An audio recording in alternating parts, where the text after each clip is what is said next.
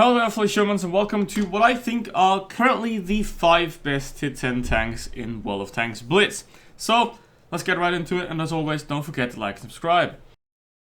Number 5, we have the 60 TP, because obviously a good tank is not only a tank that has good peak performance, but also a tank that is fairly easy to play, obviously, because if the high-end performance is only available to the best of players, then it doesn't really make for a really great tank. However, tanks like the Leo do deserve a special mention because obviously they have insane high-end performance, but they're also very, very hard to play. So even though they don't make the list, they're definitely very good if you also know what you're doing. However, the 60 TP is at number 5 because it is pretty much one of the best beginner tanks in the game. Obviously, well-rounded, pretty much. The biggest downside of it is that the mobility could be a bit better, and the main thing is that the accuracy is quite bad. However, it is very well armored.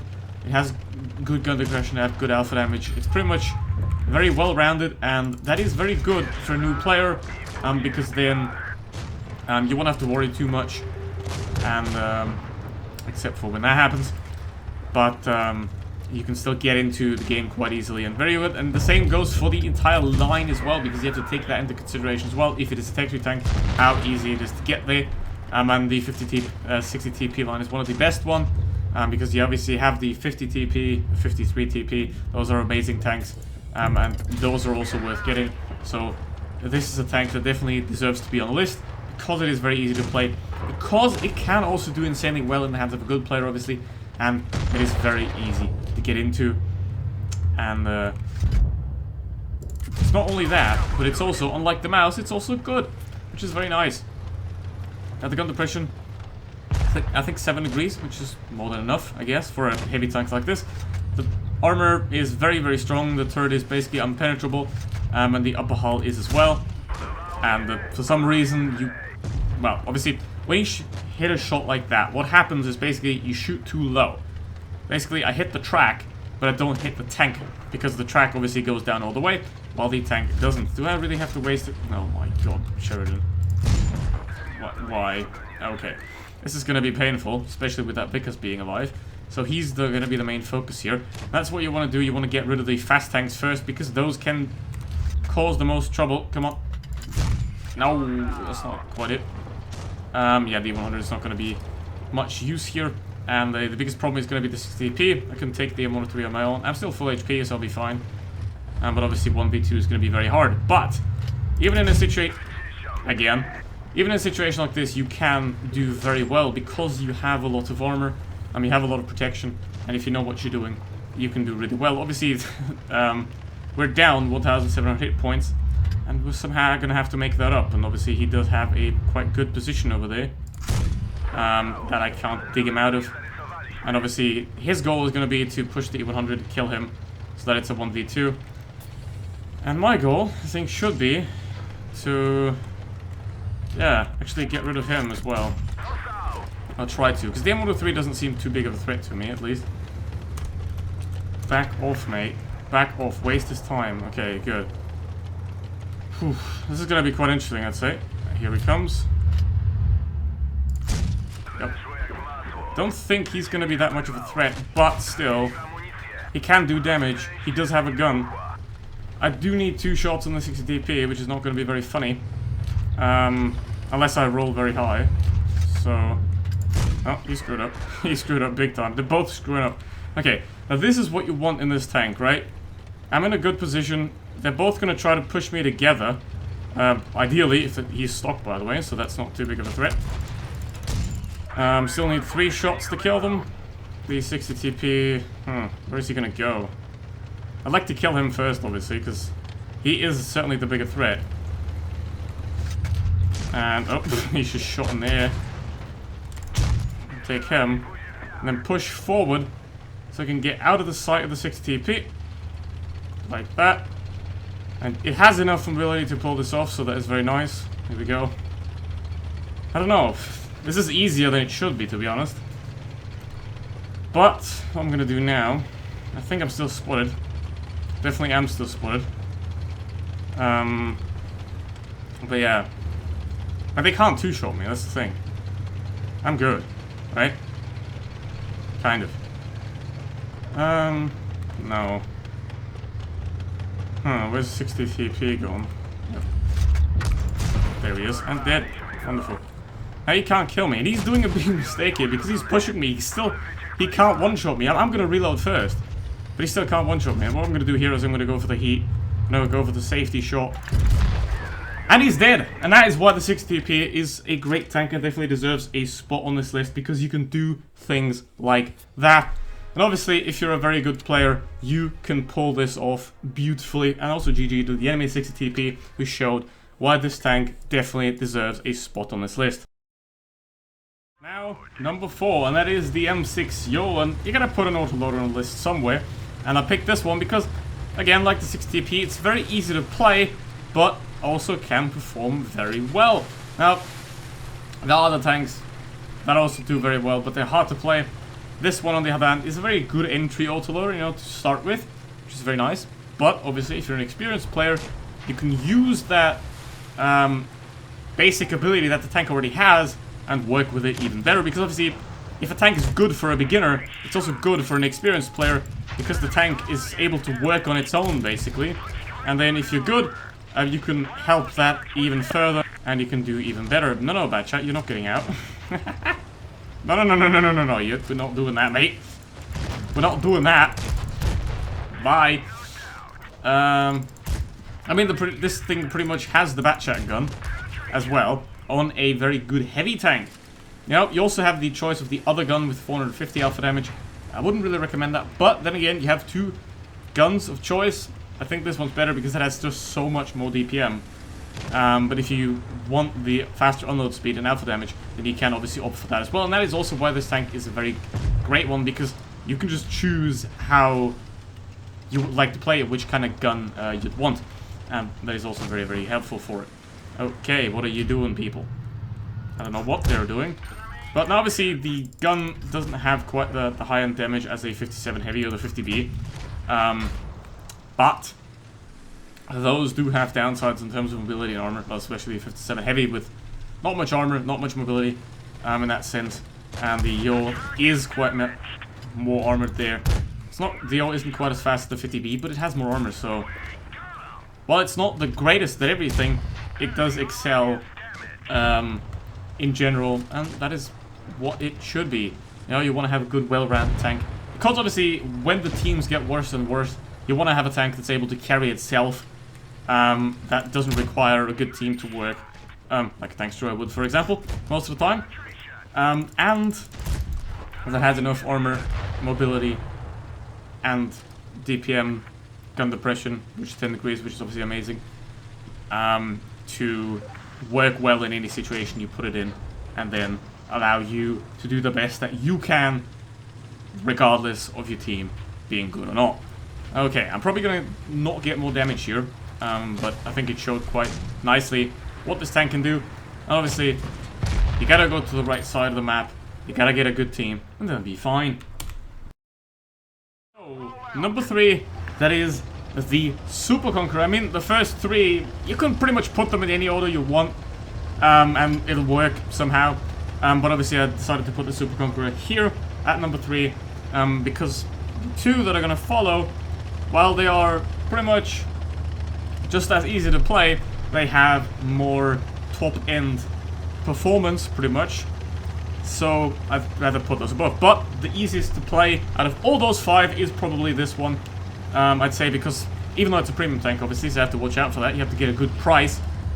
This is the E5 now. You know, previously the E5 was very strong. They nerfed that into the ground. Now, Super Conqueror basically just took over that place. Yeah, I guess Wargaming likes money. So, yeah, they have a premium tank now here in this situation. But normally this will be the E5. But obviously because they nerfed that into the ground, the Super Conqueror has taken over that position. And, yeah, nice one, Progetto.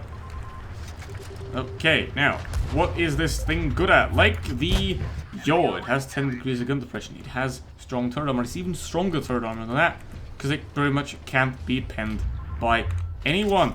The hull isn't that great. Obviously, the upper plate is decently strong. The lower plate is weak, as always. and the sides, they're not really that good.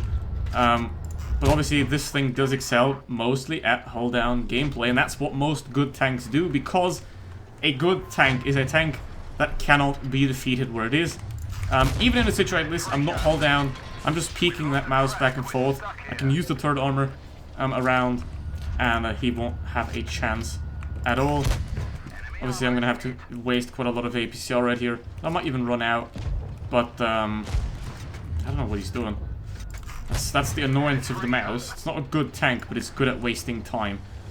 But yeah, it's gonna go around him. Now obviously you also have a very good gun at 2800 DPM. I wouldn't recommend Calibrate for a tank like this, because obviously it does have APCR, and APCR doesn't gain as much of a benefit from Calibrated as Heat does. I'm gonna run out of APCR here, man. But yeah, we have a pretty good team again, as you can see. Didn't really have to do much, but I didn't even have to play hold down much, or didn't have the opportunity to play hold down. Yet I'm still at 3,400 damage. So you can see what this tank is good at. You have good DPM, you have good penetration, you have very good armor. Mobility is a bit on the lacking side, it could be a bit better. But all in all, this is a very strong tank, and one, if it isn't shop for below or right around 20,000 gold, then this is a tank that I can definitely recommend as well. Now let's get to number 2, and that is the E50M. Has to be on this list, right? Because it is undoubtedly the best medium tank in this game. You have gun depression, DPM, even some penetration if you use Calibrate, which you definitely should. You have the armor, you have excellent mobility, you can even side scrape against Jaegerus with this thing. It just is absolutely inevitable if you want to talk about what is one of the best tanks in WoT Blitz, because this is basically a main battle tank that's cosplaying as a heavium, and it shows. It is one of the strongest tanks. I mean, you might make an argument for the T-22, but the T-22 doesn't have the gun depression, it has less alpha damage, and it doesn't also have the frontal armor like that, you know, because while the T-22 has troll side armor, front armor of it is relatively blech. So E50M doesn't have that problem. So there we go. Also, as a bonus, it has 6.9 seconds reload time if you use it in this configuration, which does add you some extra RNG bonus, allegedly. Now, also, what I have to say is, we have now achieved 30 members on the channel, so thank you very much to all the channel members for supporting me, and if you want to do that as well, then hit the join button and take a look if you're interested. So, now, Yo. Let's go for the Yo. Obviously, what you want to do is you want to isolate tanks.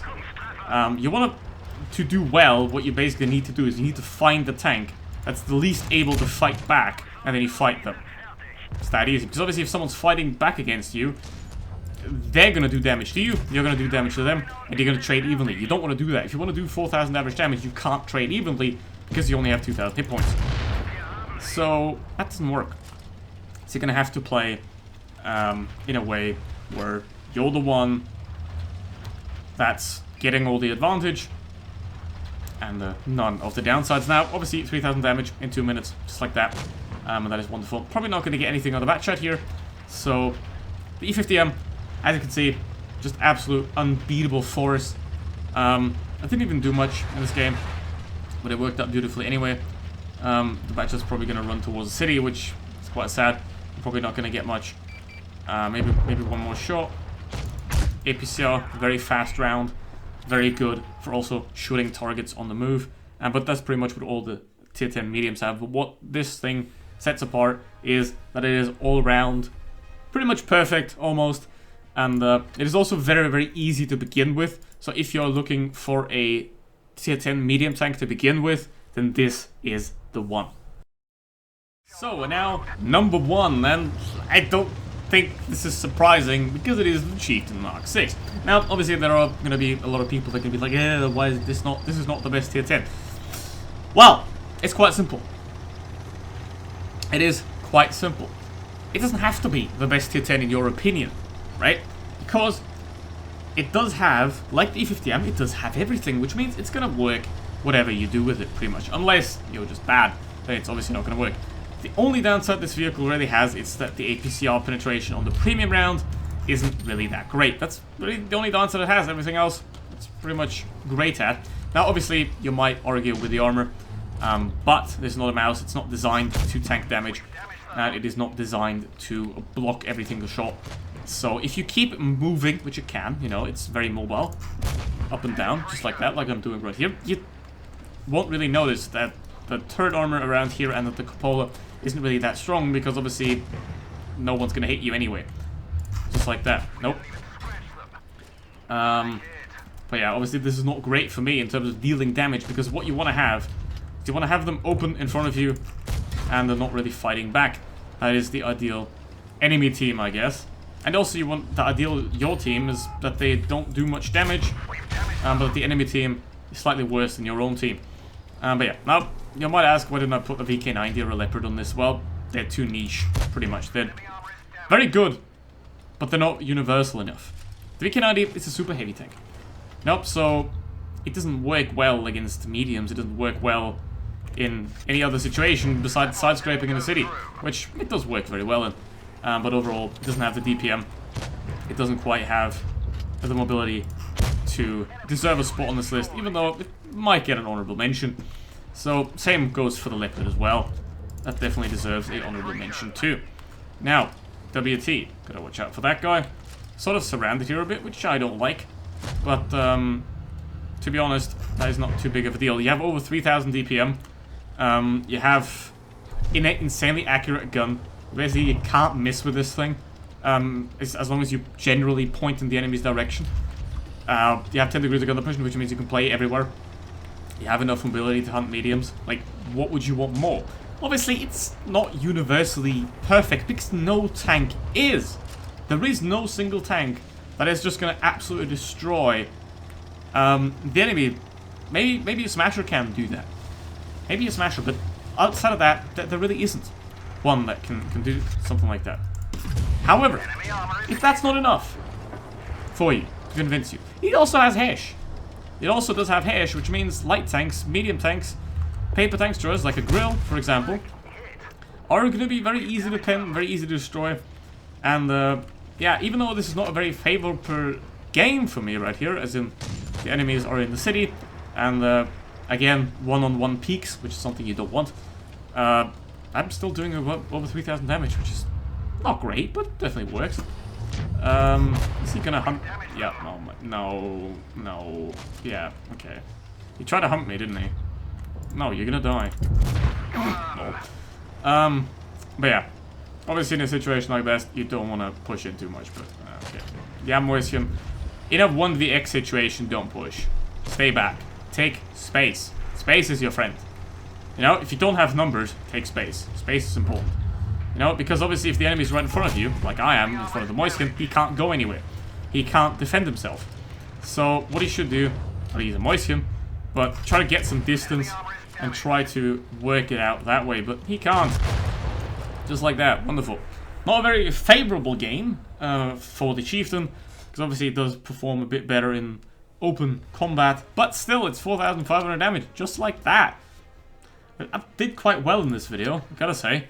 I didn't try much, but anyway, that is the video. Thank you very much for watching, and as always, stay safe, don't die, goodbye.